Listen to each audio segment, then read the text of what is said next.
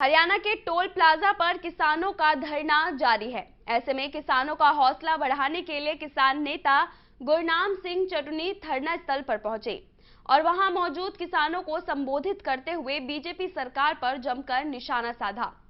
किसान नेता ने केंद्र सरकार को आड़े हाथों लेते हुए कहा कि 5 राज्यों में हुए चुनावी में पूरे देश की नजर पश्चिम बंगाल पर थी और वहां पर भाजपा हार गई।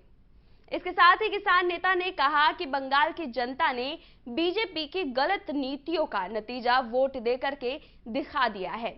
आपको बता दें कि बढ़ते कोरोना को लेकर भी किसान नेता ने सरकार को जिम्मेदार बताया।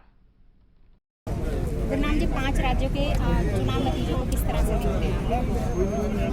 देखिए, जो 5 राज्यों के चुनाव हैं उनमें पूरे देश की जो नज़रें थी वो पश्चिमी बंगाल के चुनाव पे थी और पश्चिमी बंगाल का चुनाव बीजेपी पूरी तरह से हार गई है और ये एक तरह से इसकी नीतियों का जो विरोध है वो देश के सामने बंगाल की जो जनता है उसने उसका रिजल्ट आज दे दिया है। और जो किसान आंदोलन का जो आक्रोश था, जो किसान मोर्चे की तरफ से पश्चिमी बंगाल में जाके प्रचार किया गया, उसने एक बड़ा जो है रोल अदा किया है मोदी को हराने में। और आगे अगर अभी भी किसानों की बातें ना मानी, किसानों की मांगे ना मानी, किसानों की क्या वास्तव में तो पूरे देश के लिए ही मांगे हैं जी, अगर ना मानी तो हमारा अगला निशाना जो है वो उत्तर प्रदेश होगा और जो पश्चिमी बंगाल में इसके साथ हुई है वही आके उत्तर प्रदेश में इसके साथ करेंगे। इतने विरोध के बाद असम और पुडुचेरी में जो है वहाँ पे तो हम गए नहीं हैं, हमारा निशाना भी वो नहीं था। अब की बार तो हम केवल एक स्टेट ही हमने चुना था, वहाँ पे किसानी ज़्यादा है भी नहीं, तो पश्चिमी बंगाल केवल चुना था और जहाँ भी जो स्टेट हमने चुना तो उसी में इसके साथ बुरी तरह से हार हुई है।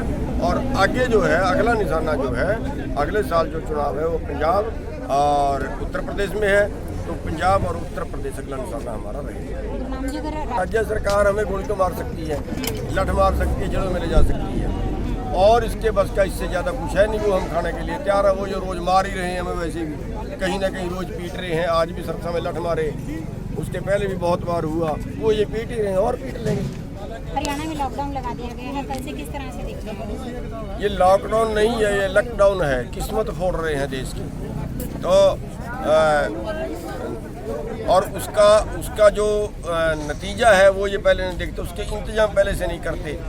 जिसके पास कल का खाना नहीं है, क्या उसका इंतजाम किया कि वो मजदूर आदमी है, रोज कमाता है, रोज खाता है, कहाँ से उसको खाएगा, क्या उसके लिए इंतजाम किया है? तो ये सब चीज़ें देखने वाली होती हैं और इनका तो सिस्टम हमें समझ नहीं आया। ये तो कहते हैं रात को 6 बजे के बाद कोरोना, तो 6 बजे बाजार बंद कर दो।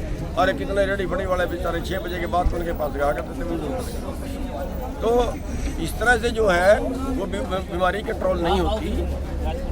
बीमारी कंट्रोल करने के लिए हॉस्पिटल चाहिए, बेड चाहिए, वो उनके पास है नहीं, ऑक्सीजन चाहिए वो उनके पास है नहीं, एम्बुलेंस चाहिए वो उनके पास है नहीं, उसका इंतजाम तो कुछ किया नहीं। अब उल्टा उनको कह रहे हैं घरों में घुस के मरो। तो इनको इंतजाम करने चाहिए और जो ये नहीं करने पाए फेल सरकार। राकेश टिकैत जो है कल अम्बाला पहुंचे थे, लेकिन आपके संगठन से वहाँ कोई भी नहीं दिखाई दिया, क्या?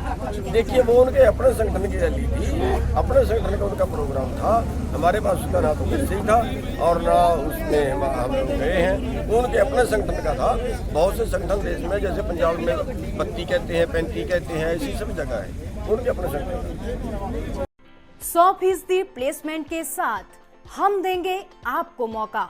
Live 24 media institute, admission open. Registration के लिए कॉल करें 9560464170 9560464170।